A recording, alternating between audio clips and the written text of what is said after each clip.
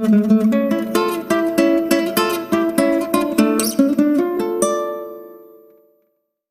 semuanya, selamat datang di Novel Time, selamat menikmati ceritanya, dan jangan lupa like, komen, dan subscribe. Sudahlah, jangan bersandiwara. Kamu pasti mahasiswa yang hanya berjalan-jalan di sini. Aku sudah banyak menemui wanita sepertimu. Wanita yang tidak punya uang, tetapi suka melihat-lihat barang branded. Memangnya baju yang aku pakai saat ini sejelek itu? Tanya Laras yang merasa konyol. Kamu bukan satu-satunya wanita yang datang ke area barat daya dengan mengenakan satu-satunya baju bermerek yang dimiliki. Aku sudah banyak menemui pelanggan sepertimu. Pelanggan yang aku temui lebih banyak daripada garam yang telah kamu makan, ujar wanita itu. Pertama-tama, kamu mengenakan pakaian bermerek, tetapi tidak membawa tas mewah. Kedua, kamu masih terlalu muda untuk bisa membeli pakaian bermerek. Pasti sugar daddy-mu yang memberikannya. Untukmu, kamu datang untuk melihat baju mana yang kamu sukai, kemudian kamu akan menelepon sugar daddy-mu dan memintanya membelikan untukmu. Apa katamu? Tanya Laras dengan terkejut. Tas mewah saja tidak punya. Pria itu tampaknya tidak begitu memperdulikanmu, ujar wanita itu dengan angkuh. Laras tertegun mendengar ucapan wanita ini. Ucapannya memang terdengar sangat masuk akal. Laras tidak membawa tas karena dia tidak suka menenteng tas. Dia merasa sangat melelahkan. Laras juga bahkan tidak menyukai ponsel. Namun, baju yang dikenakan bukanlah pemberian pria asing. Kakaknya yang membelikannya. Pasti tidak mudah bagimu untuk berjualan di sini, ujar Laras. Terima kasih pujiannya. Apakah kamu tidak takut kalau aku akan menuntut toko ini?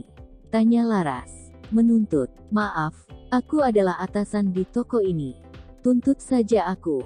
Aku tidak mungkin memecat diriku sendiri. Laras menggigit bibirnya. Wanita ini adalah orang pertama yang berani bersikap kurang ajar kepadanya.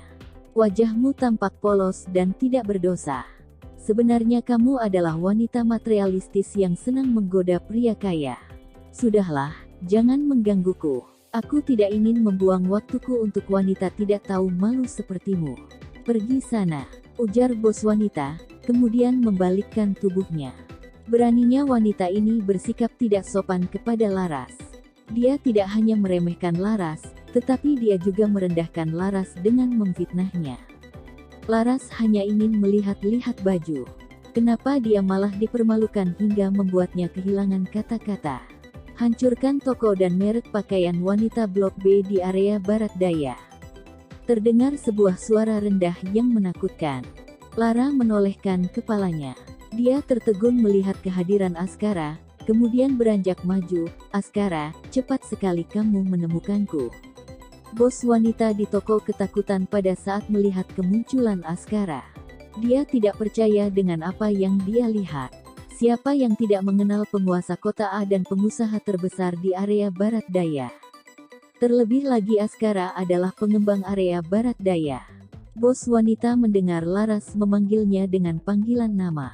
Orang seperti apa yang mempunyai hak untuk memanggil Askara dengan namanya? Askara memandang Laras dengan tatapan penuh kasih sayang. Dia menarik tangan Laras, kemudian beranjak pergi. Wajah bos toko tersebut memucat. Dia bahkan tidak memiliki keberanian untuk membela diri. Kemunculan Askara membuatnya ketakutan hingga tidak bisa berkata-kata. Siapa wanita itu? Tidak ada yang tahu kalau Askara memiliki kekasih. Andai saja bos toko mengetahui kalau Laras memiliki hubungan dengan Askara, dia tidak mungkin berani bersikap kurang ajar seperti itu. Askara menggandeng tangan Laras dan beranjak ke tempat lain. Namun, masalah tidak berakhir sampai di sini. Para pengawal langsung masuk dan menghancurkan toko tersebut sesaat setelah Askara pergi. Suara pecahan kaca membuat dua wanita di dalam toko berteriak tanpa henti. Etalase toko berkelas dan mewah dihancurkan hingga rata dengan tanah. Pengawal berjalan ke depan bos toko, kemudian berkata, "Beraninya kamu menghina wanita kesayangan Tuan Askara." Nya. Laras melihat tangannya yang digandeng, kemudian bertanya, "Askara, apakah kamu sangat amrah?" Askara menghentikan langkahnya. Dia menolehkan wajah, kemudian berkata, "Maaf, aku datang terlambat." "Aku tidak apa-apa," ujar Laras. Dia merasa senang mendengar jawaban Askara. Sebenarnya Laras sudah tidak marah saat melihat kemunculan Askara. Laras tidak mengerti kenapa dia merasa seperti itu. Apakah karena dia merasa dilindungi oleh Askara? Namun, kakak-kakak Laras juga sangat melindunginya. "Askara, apakah kamu sangat berpengaruh di kota ini?" tanya Laras. Askara berpikir sejenak, kemudian menjawab, "Lumayan." Laras malu-malu melihat Askara yang menggandeng tangannya. Dia pun bertanya, Bagaimana caramu menemukanku? Apakah pengawalmu yang memberitahumu?" "Tidak, hanya berdasarkan perasaan." "Hah? Berdasarkan perasaan?" tanya Laras dengan malu-malu. Laras merasa kalau mereka berdua memang ditakdirkan untuk bersama. Askara teringat dengan ucapan yang dilontarkan oleh bos toko saat melihat wajah polos Laras. Hati Askara terasa sangat marah. Dia berusaha sangat keras untuk mengontrol emosinya. Dia tidak ingin membuat Laras terkejut. Jika bukan karena Laras, Askara pasti sudah mematahkan tulang bos toko tersebut. "Ada apa?" tanya Laras saat melihat tatapan Askara. Laras kebingungan dan merinding saat ditatap seperti itu. Askara mengerutkan dahinya.